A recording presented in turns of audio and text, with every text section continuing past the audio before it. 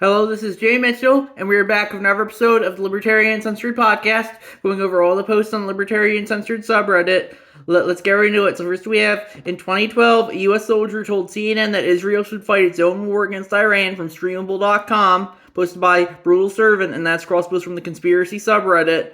And yeah, apparently it looks like he said that and then they try to cut away from him. But yeah, it just goes to show you that, CNN, Fox News, cable news, pretty much all regime media, or legacy media, or alphabet media, as I've called it in the past, all the corporate media, I guess you could say as well, they only exist to push narratives that justify the American empire and its, allies as entirely justified whenever in regards to whatever country it wants to bomb at any given moment. And that's my thoughts on that issue. Next we have, this taxation is looking a lot like theft, posted from Reason.com, posted by Jedi Porcupine. And that says the Trump administration is looking to avoid paying refunds after illegally collecting $175 billion from its emergency tariff scheme. And yeah, personally, I think, tariffs are just another form of taxes. And if you're against if you think taxes are theft, you should be against tariffs as well. And if people want to pay tariffs voluntarily, like they do with taxes, I think that's fine. But I don't think the government should force people to pay tariffs if they don't want to. Next we have State Rights No, posted by Helpful Feeding, and that's a crosspost from the One Moss subreddit. JD Vance, we're announcing today that we have decided to temporarily halt certain amounts of Medicaid funding that is going to the state of Minnesota in order to ensure that the state of Minnesota takes its obligation seriously and be good stewards of the American people's tax money. And yeah, personally, I don't really care for that, but, ultimately the federal government can take away any payments to the states that it wants to, and oftentimes the states have nothing they can do about it. I think that the states' rights argument is, the states shouldn't be so dependent on the federal government's money in the first place. The states should be dependent on their own money first and foremost, rather than the federal government ultimately controlling the money. And that's my thoughts on that issue. Next, we have the 4 economic myths powering Trump's new tariff push from Reason.com, posted by Jedi Porcupine. And as I said, I don't really care for tariffs, but, ultimately the government can charge whatever, anything it wants for whatever reason it wants to, and they really can't do anything about it, because if you don't pay your taxes, they'll just send you to jail. And that should go to show you that the government can really tax you on anything it wants to, and it doesn't matter what it is, because they're the ones in the position of power and authority. And when you're in a position of state power or state authority, you can pretty much justify whatever you want to.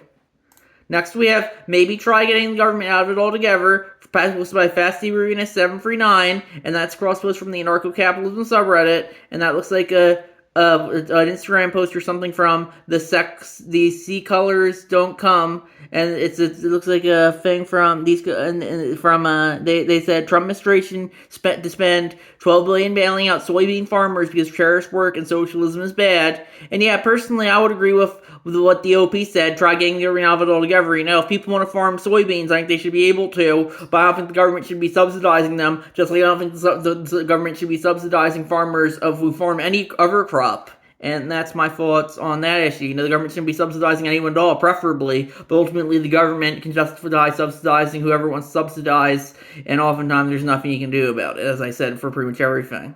Next we have, Pentagon declares Anthropic a threat to national security from WashingtonPost.com, posted by Woke Boogeyman.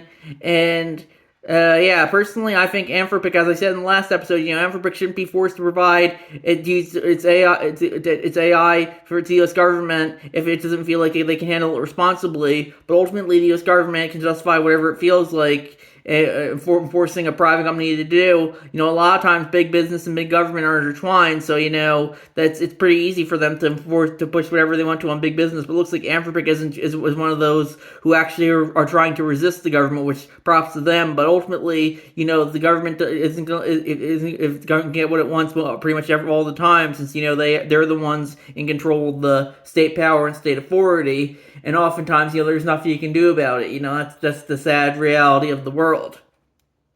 Next we have, the United States is participating in the Israeli strikes against Iran, AP sources say, from sfchronicle.com, posted by LegioX. And yeah, personally, my thoughts on that are, I don't think the U.S. should be striking Iran. But, ultimately, I think my money is on keeping the status quo of strikes every couple of months. The Orange Man knows how disastrous boots on the ground turned out to be for his party in regards to the Iraq War and will proceed as such. I don't really care for the constant bombing of the Middle East, but ultimately this is pretty par for the course at this point. The only real difference is that these strikes killed their supreme leader, the Ayatollah Ali Khamenei, and ultimately, I think it won't change too much. They'll just probably do some more strikes in a couple months like they did last time, and it just goes to show you that it doesn't really matter what branch of the Uniparty is in power. I think Thomas Wood said, quote, no matter who you vote for, you get John McCain. All the politicians are pretty much interchangeable, and if voting mattered, they wouldn't let us do it. So that's very much how the American empire works. They're just gonna do whatever pretty much that they or Israel wants them to do. And yeah, if they want to justify bombing Iran, they can justify bombing pretty much wherever country they want to. If I was going to start bombing Iran, I'd be held up as an international war criminal. But since the government does it, that's just the law. And that just goes to show you that, it doesn't really matter, what people do rather than who does something a lot of the times. And that's my thoughts on that issue. Next we have It's the Spending Stupid from Reason.com, posted by Jai Porcupine. And the subheadline is the truest measure of government in our lives is the federal budget, which is out of control. And I'd agree with that. The government needs to stop spending so much on pretty much on everything. But ultimately the government, there's no incentive for them to stop spending so much because ultimately you can say voting, but the American people have shown that they don't care for fiscal responsibility at all, regardless of which branch of the Uniparty is in power. So why stop spending? Ultimately they can spend as much as they want to, and ultimately there's nothing you can really do about it. Next we have Thomas Massie reaffirms Iran war opposition, posted by Jowdy Porcupine, and that looks like a screenshot of an ex-post from Thomas Massie. I'm opposed to this war. This is not quote-unquote America first. When Congress reconvenes, I will work with Rep. Ro to force a congressional vote on war for Iran. The Constitution requires a vote, and your representative needs to be on record as opposing for or supporting this war. And I'd agree with that. It doesn't really matter though. The U.S. Congress hasn't actually declared war since it declared war on Bulgaria back in 1942. And now that it just goes to the president ultimately is the one who really can justify striking any country he feels like, and ultimately there's nothing you can really do about it. The House is just kind of there. Congress is pretty much just a rubber stamp at this point, if anything, and you don't even need the rubber stamp to justify whatever you want to justify if you're the president, because there's a lot of people that's going to defer to whatever the president says. And that's my thoughts on that issue. Next we have Rand Paul quotes founders in Iran war opposition, posted by Jedi Porcupine. And that's a tweet from Rand Paul. Looks like a screenshot from a tweet from Rand Paul. As yet, never preemptive wars beyond the Middle East. John Quincy Adams' words of wisdom still ring true. Whatever the standard of freedom and independence has been slain or has been or shall be inferred, there will be her heart, her benedictions, and her prayers be. Like most Americans, I have sympathy for the plight of the Iranian people and all subjected people around the world, globe from North Korea to Tibet. But as Adams wrote, America goes not abroad in search of monsters to destroy. She is a well-wisher of the freedom and independence of all. She is the champion vindicator only of her own. The Constitution conferred the power to declare our initiate war Congress for a reason, to make war less likely. Madison wrote that the executive branch is the branch most prone to war, therefore the Constitution, which studied care, delegated the war power to the legislature. As of all war, my first and purest instinct was to wish American soldiers safety and success in their mission, but my oath of office is the Constitution, so if studied care, I must oppose another presidential war. And I'd agree with all that. Ultimately, with the Libertarian position should be against this war, not be against the soldiers fighting it, but, against that the American empire is unjustly trying to enforce its will on another country. It should be up to the Iranian people what they do with their government, not the U.S. And it just goes to show you that, the U.S. pretty much can justify, that's very much how the American empire works, bomb whatever country you want to get what you want. Sometimes, they don't always need bombs, they can just, look at Ukraine, they astroturfed a coup there to replace the old pro-Russian government with a new pro-Western government. But, Iran, they feel like they need bombs, but ultimately, I think bombs, they're not good. You shouldn't be bombing other countries or influencing other countries through clandestine means like the CIA or FBI or pretty much any of the other agencies does. You need to let other countries think for themselves. I think it's interesting. A lot of the Democrats, the blue NPCs, I should say, oh, Russia rigged the 2016 U.S. presidential election, but they're completely fine if the U.S. enforcing its agenda on pretty much every other country. And it just goes to show you that they're not principled. They only care about foreign influence in regards to Russia. When in reality, the U.S. is probably the biggest foreign influencer on the globe in regards to pushing its agenda on other countries, whether it be through boots on the ground, bombs, or just astroturfing political movements. And that's my thoughts on that issue. Next we have, with special thanks to the Mises Caucus, posted by Gen Z Gingy, and that looks like a screenshot from Weon, and it says, we may have casualties, that happens often in war, but we are doing this for the future, and this picture of Donald Trump went from his declaration of war against Iran, and yeah, personally, I don't really care for that, but, ultimately, Trump can say or do pretty much whatever he wants to.